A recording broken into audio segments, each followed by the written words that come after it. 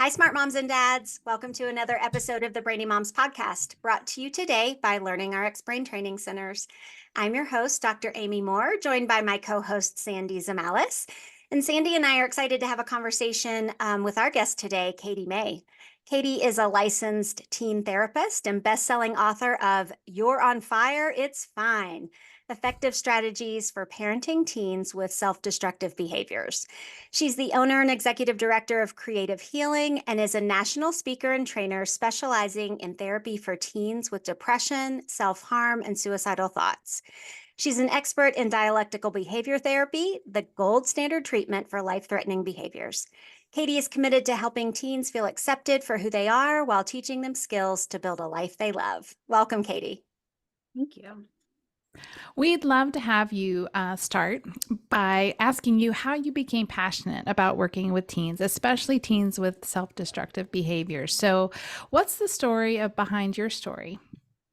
Yeah, so I myself was what I would call a troubled teen. I struggled in my teen years with depression, with self-harm, and I used my strengths, my resilience, my coping strategies to make it through a very challenging time with very few natural supports. And what I realized later in life when I decided to go back to school to be a therapist is that I was doing a lot of things that I wanted to help other people be doing. And I wanted to help teens and families shorten the struggle that I had been through so that they didn't have to endure all the things that I did.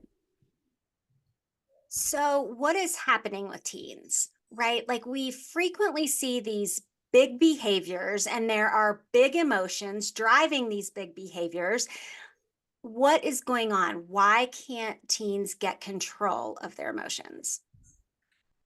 Oh, I think that teens getting control of emotions, maybe I want to tweak that a little bit to say teens being able to feel their emotions because we don't necessarily want to over control them, at least in my opinion. And so to the question why can't they better regulate them? There's a few things that come to mind for me. One is that teens have a not fully formed frontal lobe, so their brain is still developing. They're hormonal, like all of these biological things that are happening. And then some of our teens, and this is what I talk about in my book, are fire feelers or biologically sensitive beings who tend to feel things bigger, more deeply, quickly. They're easily triggered. They're your 0 to 100 in 10 seconds flat kind of kids. And so these are kids who really struggle to regulate their emotions, which they have all of these regular developmental challenges. And then they have this extra layer that just the cards are stacked against them. Well, what makes you a fire feeler? What would differentiate a teen who is more sensitive to whatever is happening Mhm. versus someone who, feels what they feel or regulates a little bit more easily? How do you determine if they're a fire feeler?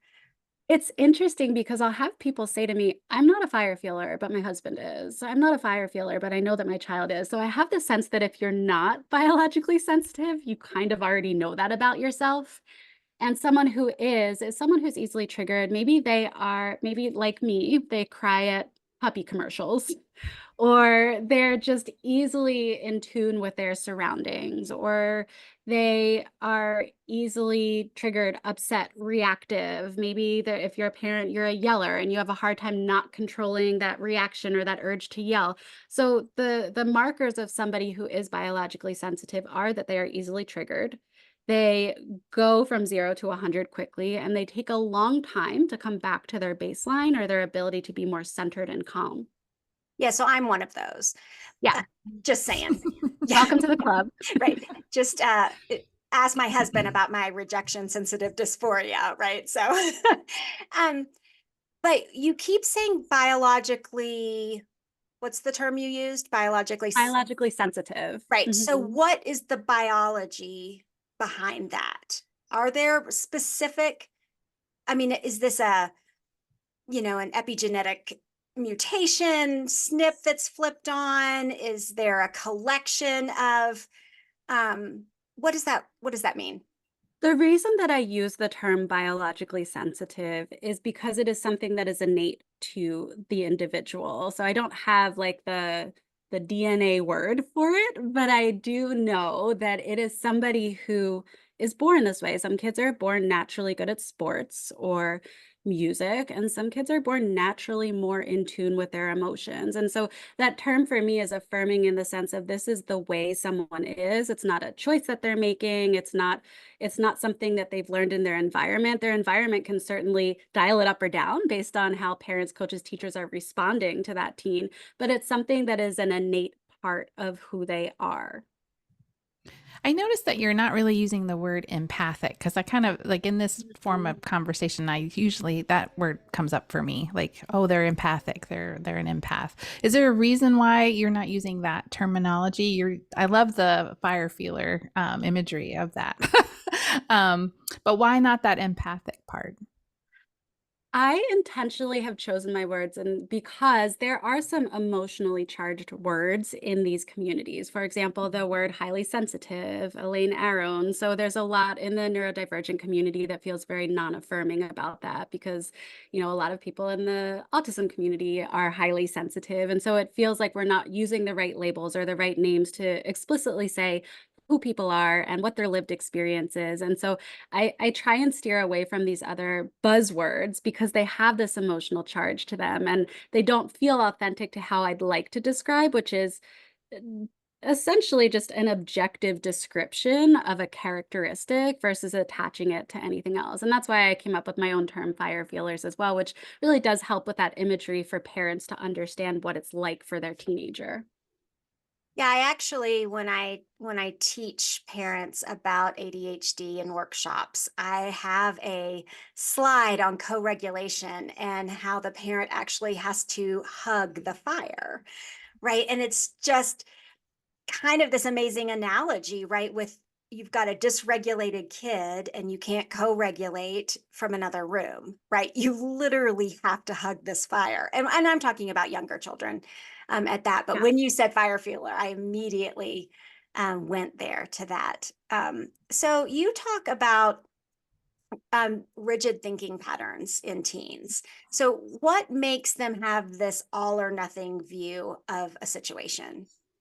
Yeah, when somebody is activated, when they're triggered, when their emotions are in extremes, their thinking also follows those extremes. And so when you're extremely angry, it's hard to decipher between somebody hating you or loving you because you go to these extremes. You can't see that gray in the middle that maybe they're upset by the situation, but in the big picture, they still love me or value me as a friend. So when our emotions are in extremes, our thinking goes to those extremes as well. And that's why I always recommend that you don't solve problems when you're in emotion mind, that you can't teach someone to swim when you're drowning. So when we think about parents, don't try and solve the problem when your teen is stomping up the stairs or having a meltdown. This is the time when we want to co-regulate or use our coping skills, but it's not the time when we want to try and change our teen's mind or help them solve a problem because they're just not aligned for rational thinking in those moments.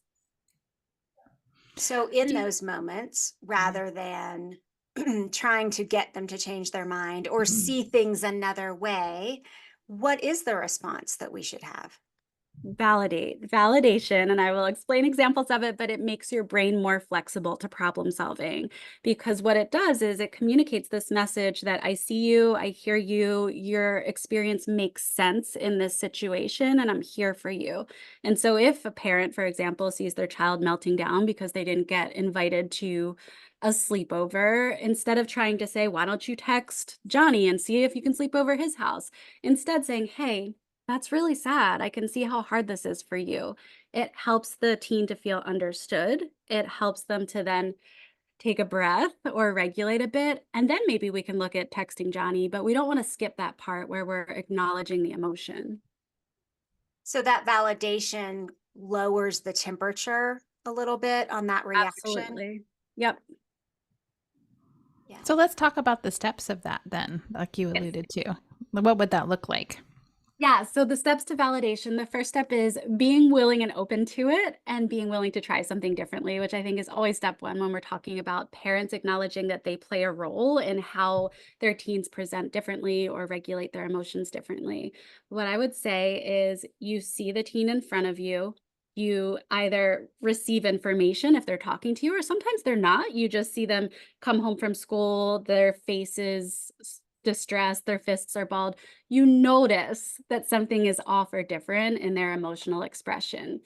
And then it's being open to naming that emotion or taking a guess at what you think it is.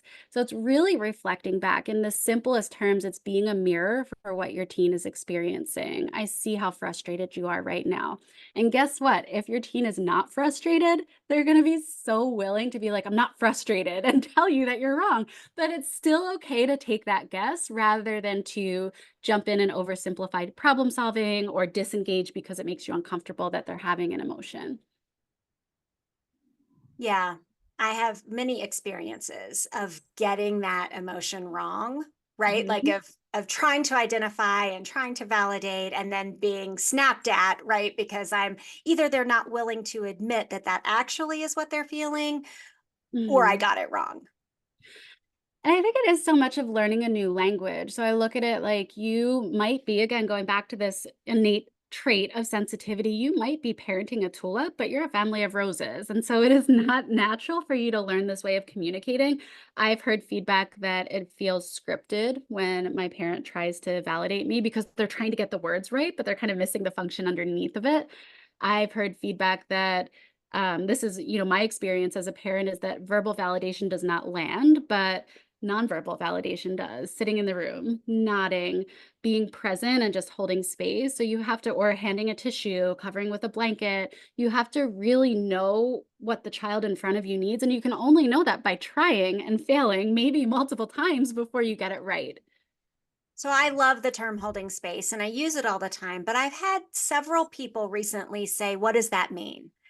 Talk to us about what that really means. Oh, it's such a therapist word, isn't it? It's such a I know. phrase we use. I would say in the context of parents and teens, what I would see as holding space would be being willing to be in the same space as your teen when they are experiencing an emotion and almost imagining like your presence is a container, right? Like you can expand the container to hold any amount of emotion that your teen is experiencing, but you can't put a lid on that container. You can't try and fill it with something else. You just have to be the container and be willing to sit and hold the emotions of the child that is in front of you, because that is the most important step. If you can't see, feel, hear, experience your child's emotion without trying to make it go away or freaking out yourself, they're not going to come to you with things. Right. So you have to have this um, facial expression, this body language that says nothing you can do or say right now is going to scare me or drive me away. You got it. And that's actually a great point because in our parent group at my therapy center, that's something that we've had to coach on is like, well, I'm saying the right words to my teen. I don't know why they're not responding the way that you said that they would when we learn this skill in group. And so when we dig deeper into it, oftentimes it's like it was said in a hurried or frustrated tone. There was a facial expression that was not calm or not open and supportive, or it was the timing was way off, like they were rushing from one thing to another and the teen didn't have the ability to really take in what the parent was trying to do or say. And so there are so many variables. No wonder it's hard to get it right the first few times. I'm glad you brought up tone because I was going to ask that question of like how important is tone, like how important is timing. There's a lot of critical pieces a parent might miss in that those baby steps of learning how to be validating, right? It's kind of like a recipe, right? Like I know all the ingredients to bake a cake, but I could not bake a good cake because I just don't have the way to put it all together, or at least not yet. I haven't got my reps in to be able to make a really good cake. But yes, that timing is critical. Making sure it's a time when you're both in a regulated state or regulated enough. Tone is super important. And especially for somebody who's a fire feeler, there's so much more attuned to nuances in tone or in facial expressions.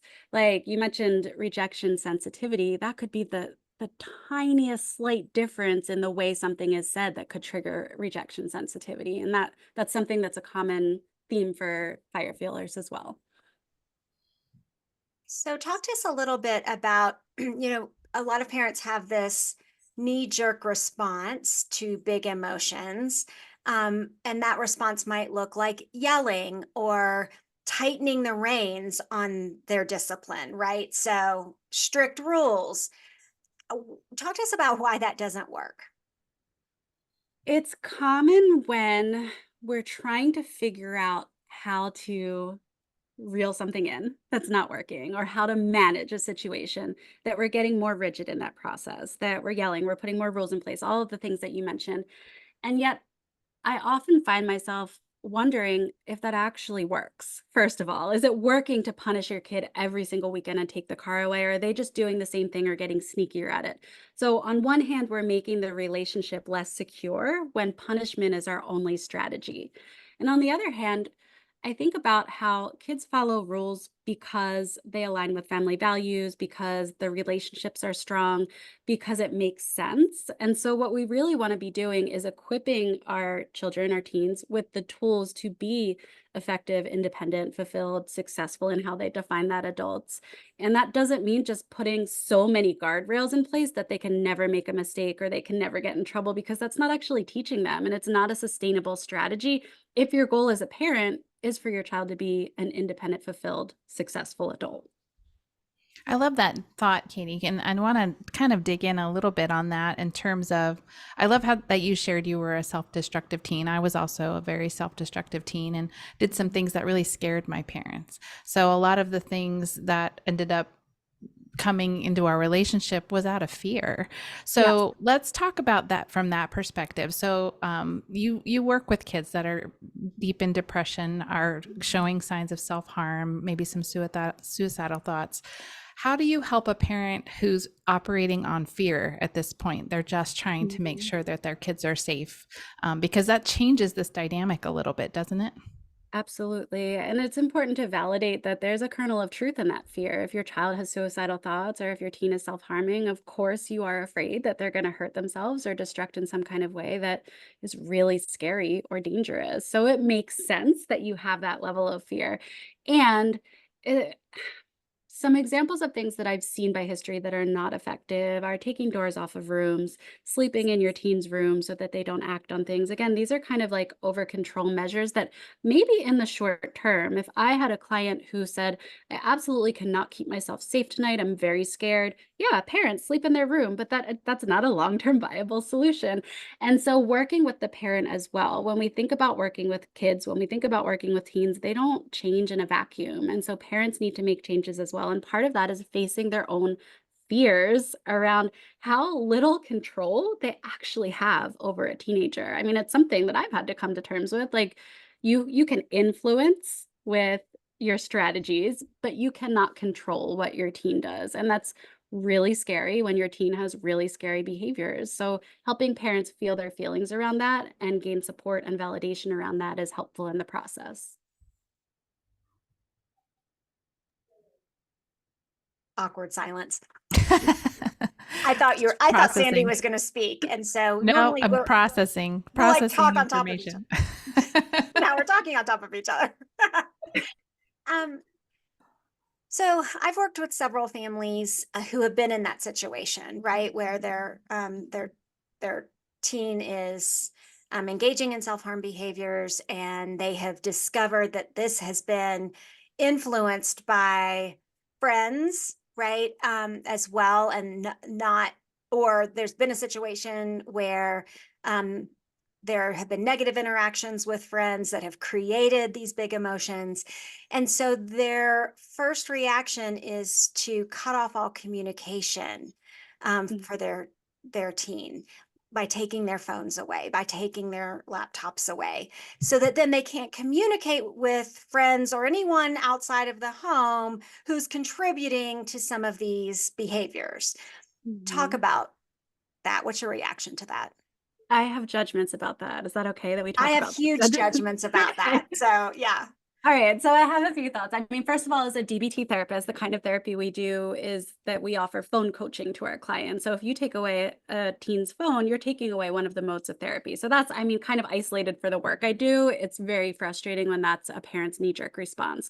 I think it goes back to this is what I can control. And that's why parents do it. It's not skillful, it doesn't work. And I think about if your teen is hurting so much that they're hurting themselves, maybe they learned that from a friend, but a teen who's not hurting is not like cool, you hurt yourself, I'll go hurt myself. So there's something already there that has led to that. And the frustration comes in for me at parents kind of like burying their head in the sand a bit and wanting to blame that on technology or blame that on peers. I think it takes a little bit of looking in the mirror and figuring out what's happening in our home that's contributing to this issue. You can't change the situation until you take some responsibility for it. And I'm not blaming parents, but I am saying that it's not peers, it's not technology. They might be contributing factors, but removing those things is not changing the situation. You're cutting them off. They're probably going to be more angry at you. I think it increases risk. Right. I always talk about how connection is the number one buffer against mental health crisis. And Mhm. sometimes a friend has a stronger connection with the teen than the parent because of whatever this dynamic is that's happening. And so to Mhm. cut off that ability to connect with people who understand you or you think understand you more than your parents do, I feel actually aggravates. Um, I agree. I mean, all teens developmentally gravitate towards their peers. It is absolutely makes sense that they're telling their peers things that they're not telling parents. And so when you find out as a parent, your first response should not be to punish, but to be thankful that now it's out in the open and you can do something about it. and to And I be would imagine, yeah, that the key is to really rebuild connection. So it's like what Amy was saying. If you punish and start removing, you're going to further hurt that connection when the root cause may be that there's a little bit of a connection issue between the child and the parent. The more trust we can build, the more connection we can build with the child and the parent, the more safety is in place because part of the work is helping parents learn the skills to be open and validate so teens can come and say, I'm having an urge to self-harm or having these really scary thoughts. And instead of being afraid to say that because they're going to get in trouble or they're going to get something taken away, they feel really safe and secure to do that. And their parent can help them, right? Then you're on the same side facing the problem of suicidal ideation or self-harm rather than facing each other with the problem. How do you help parents really deal with that guilt? The guilt of Of it might be an at-home issue, of this might be a connection issue. I mean, I think parents in general have a lot of parental guilt towards their kids and things that are happening. But in like you mentioned earlier, getting them to have some ownership in the Mhm. problem, that you have to kind of come to terms with the fact that they might be part of the problem. So Yeah, there's some work there that has to be done. there's some work there. I think I agree. I mean, parent guilt is so real. And in this case, I call it the blame and shame continuum. So, on one hand, there's the blame. Why can't my kid get better? Why aren't they using their coping skills? They're not trying hard enough. They're in with the wrong crowd. All of these blame type behaviors. And on the other hand, we have the shame. Where did I go wrong? What did I do?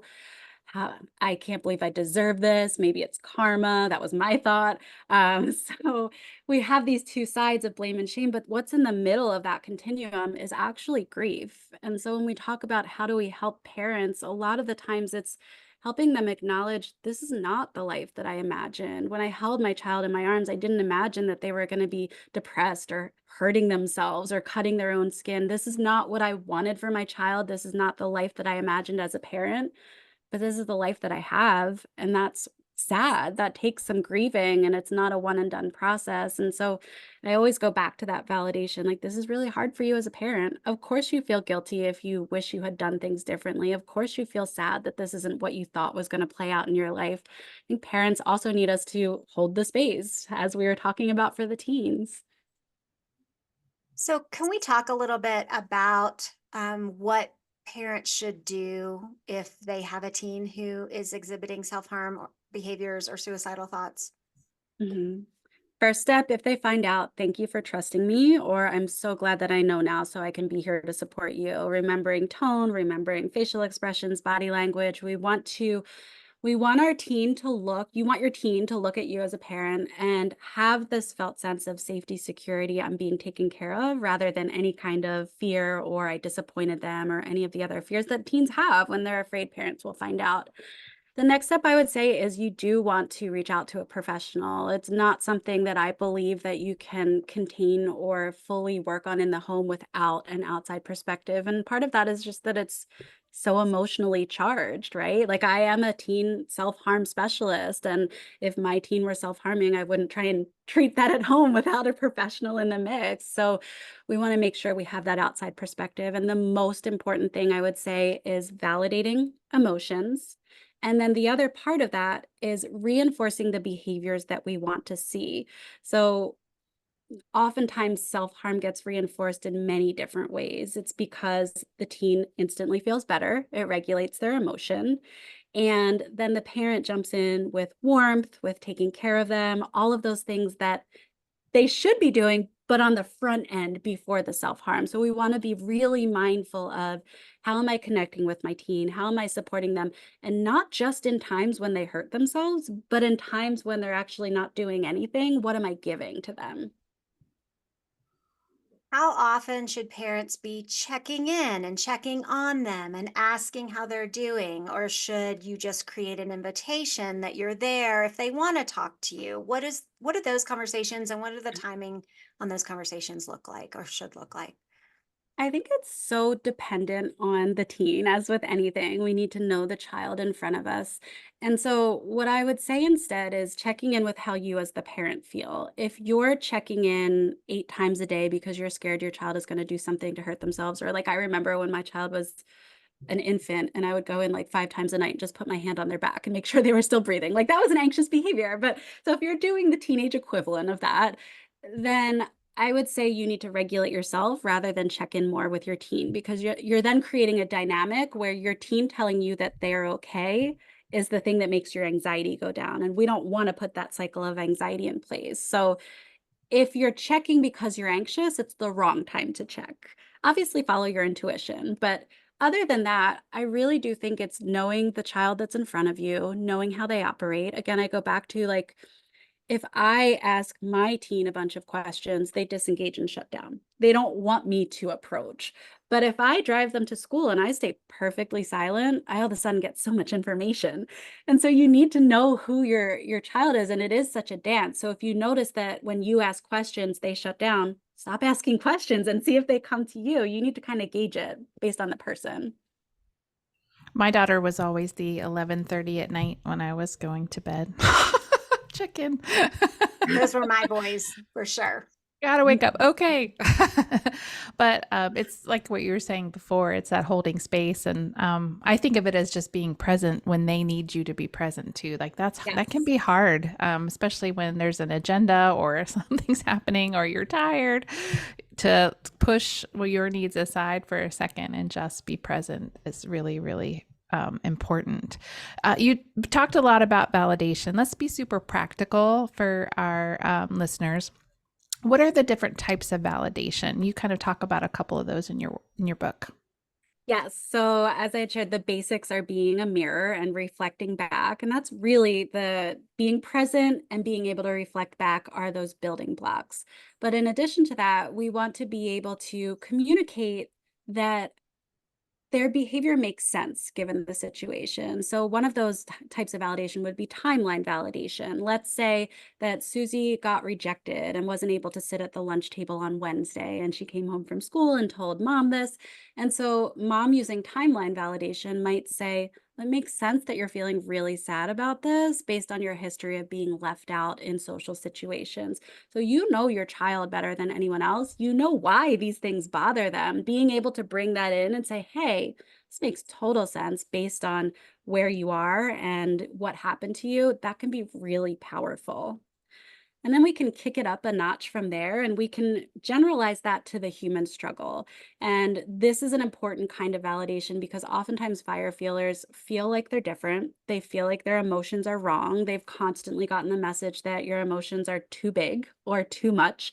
And so they question the reality of their experience. But when we can say, it makes sense that you're really anxious right now. I think everybody's anxious and unsure of what's going to happen next. And you're not dismissing it and saying, everyone's anxious, you're fine. You're saying, no, it's normal that you're anxious. We're all anxious. So you're giving them this feedback that their emotions are real and valid and make sense. And they're not out of the ordinary for having this experience.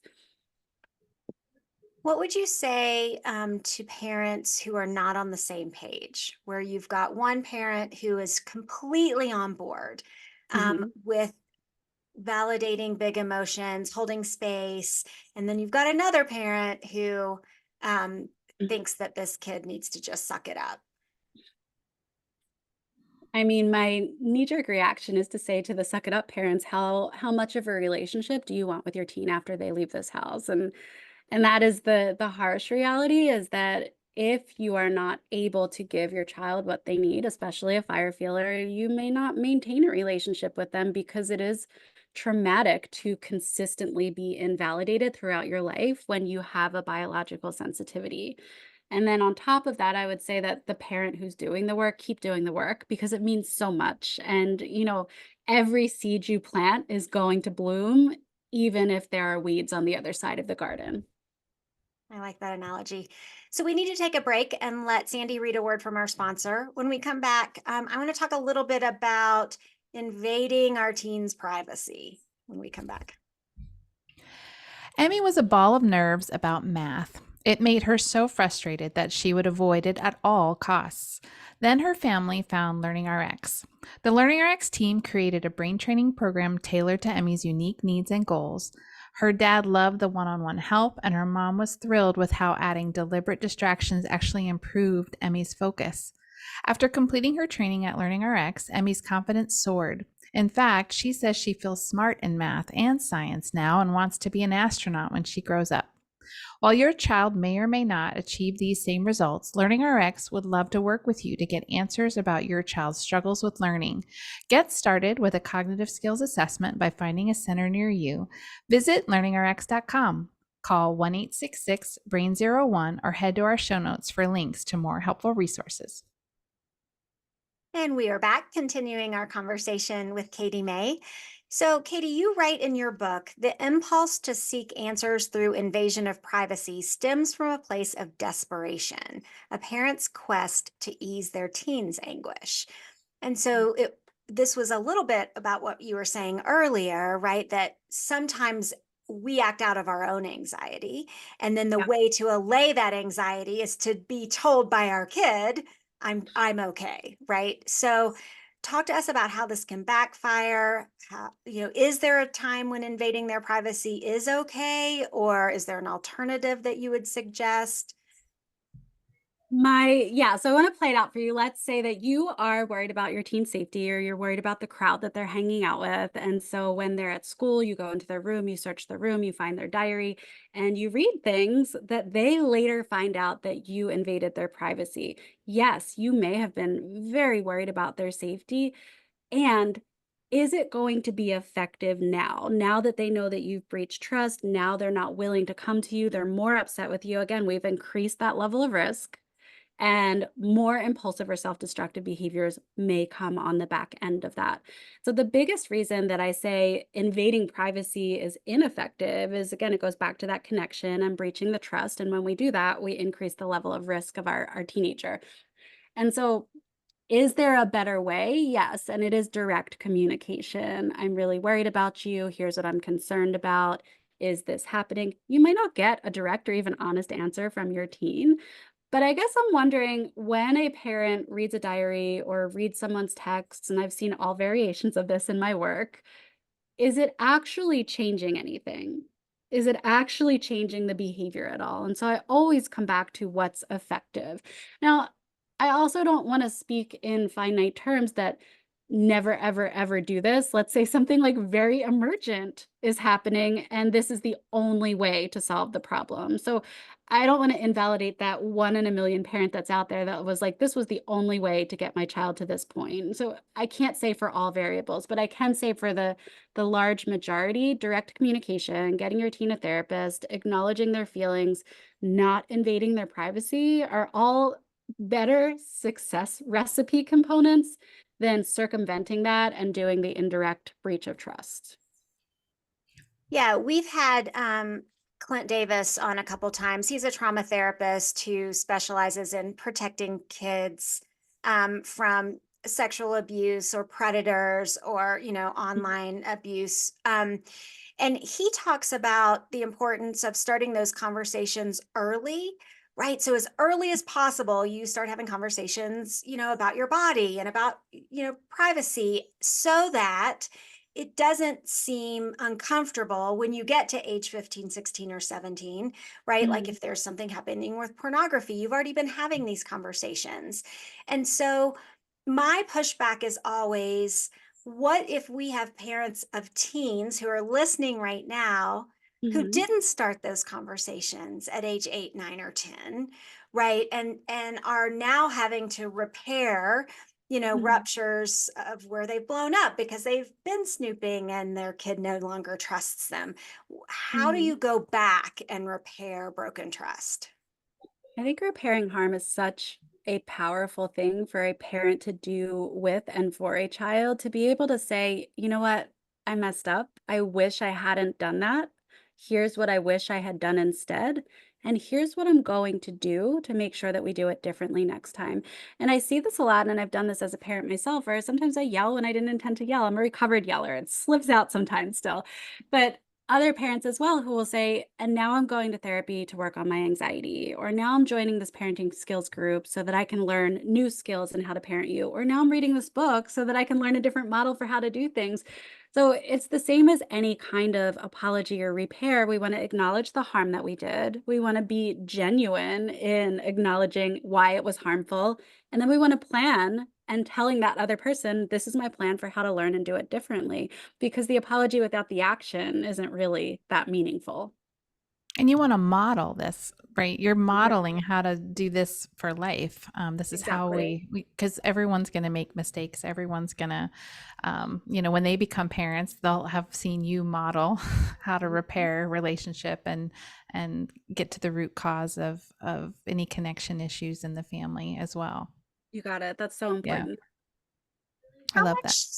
How much self-disclosure do Mhm. you think is okay for parents, right? Like, so for example, Sandy talked about, having experience with self-harm herself. Mhm. Would a parent who had experience with it themselves, is that helpful for them to say, gosh, when I was a teenager, look, I get it because I did it too. And Mhm. we talk about this in terms of drugs and alcohol and trying things and partying and being a terrible teenager or whatever. um, Yeah. what are your thoughts on self-disclosure? I'm a fan to a point.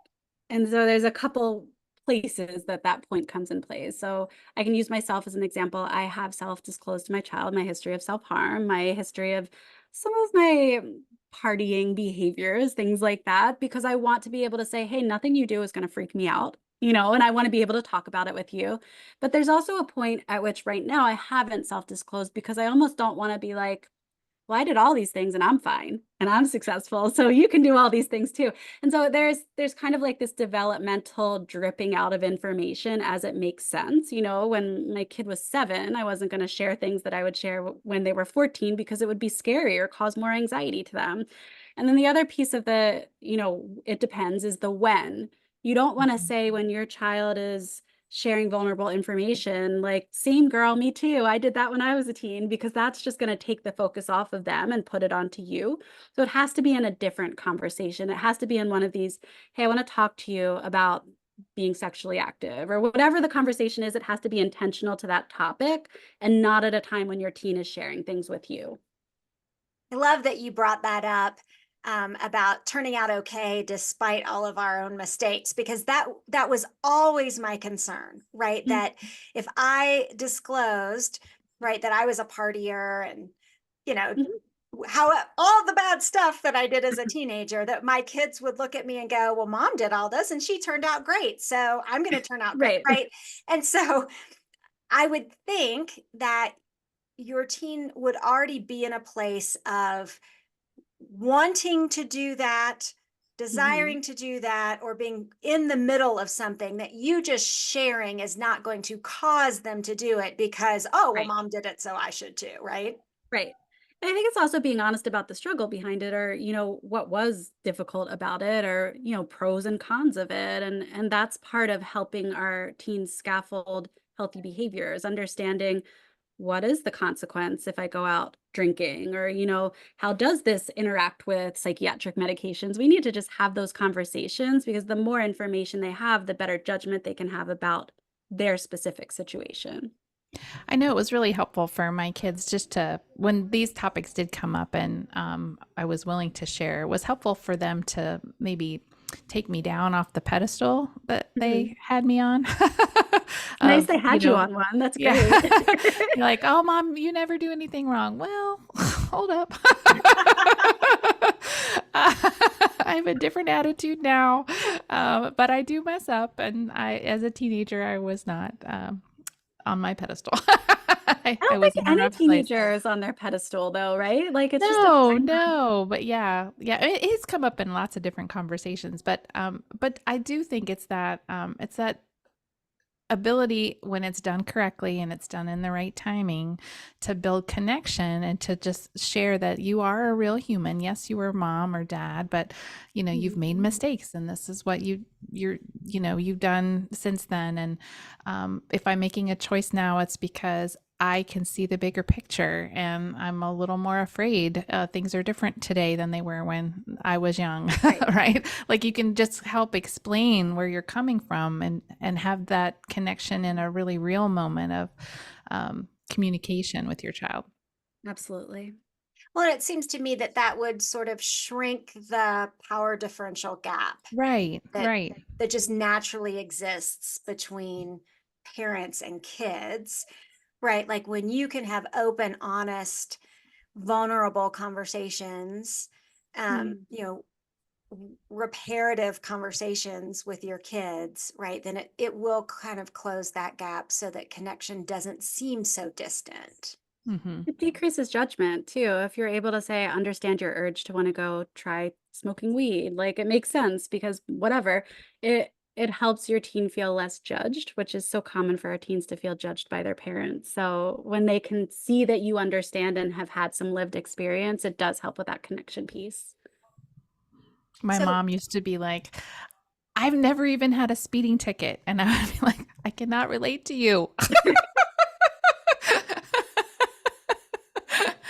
My mom is one of those never did anything ever. Even to this day, when we talk about things as being adults, she'll do that and I'll say, Mom. My mom's a therapist too, which is Oh, wow.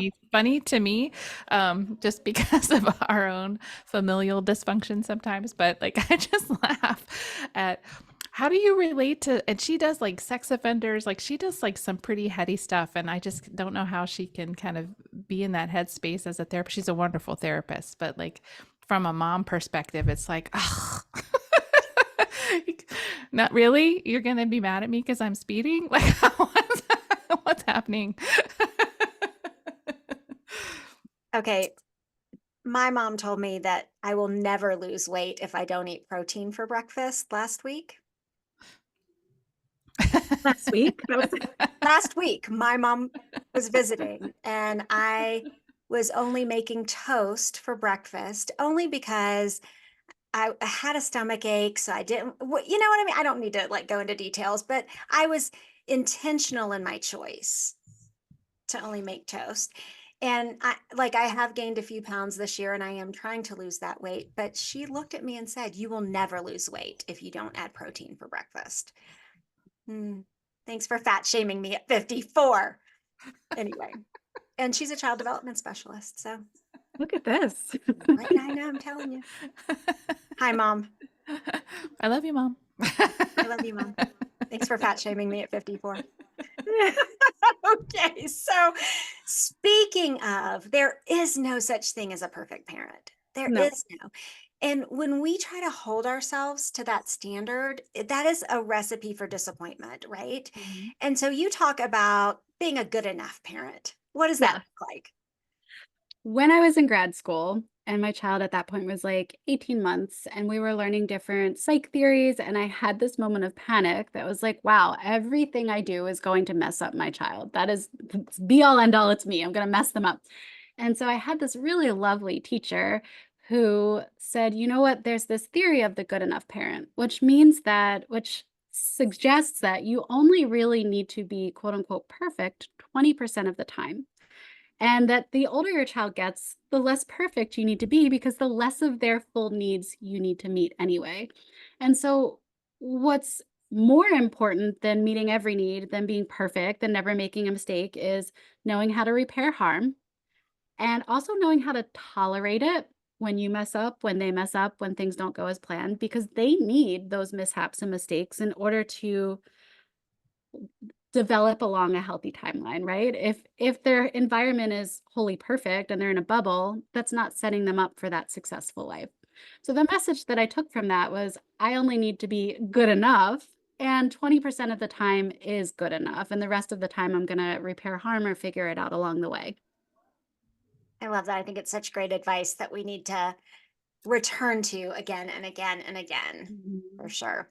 So, Katie, what would you like to say that you haven't gotten to say? Do you want to tell our listeners how they can hear from you, more of you, learn more of what you have to say? Yeah, so if parents are interested in learning more about the strategies that I talk about in my book, they can head to youronfireitsfine.com, where I have free resources, a free webinar, as well as a parent membership where we dig deeper into these strategies with support and accountability. And I think my takeaway message that would share from everything we're saying is that being a parent comes with a lot of being willing to look at yourself, what you're doing, what you're saying, what you're feeling, and making sure that you're looking in the mirror to work on your stuff as much as you are supporting your teen through their own development. So we can't rely on our teens to regulate our emotions. We need to be the stable force so that they're okay. Love it. Katie May, thank you so much for being with us You. today. This is a great conversation. We are at a time though, so we do need to say goodbye. But if you want more from Katie May, her website is you'ronfireitsfine.com. You can also find her on Instagram at Katie K May, and we will put links to all of her social media handles in the show notes. Listeners, Awesome. thanks for being with us today. If you like us, please follow us on Instagram and Facebook at the Brainy Moms. If you liked our show, we would love it if you would leave us a 5-star rating and review on Apple Podcasts so that we can reach more smart parents like you guys. If you want to see more from Sandy, she's on TikTok at the Brain Trainer Lady. That's all the smart stuff we have for you today. So we're going to catch you next time.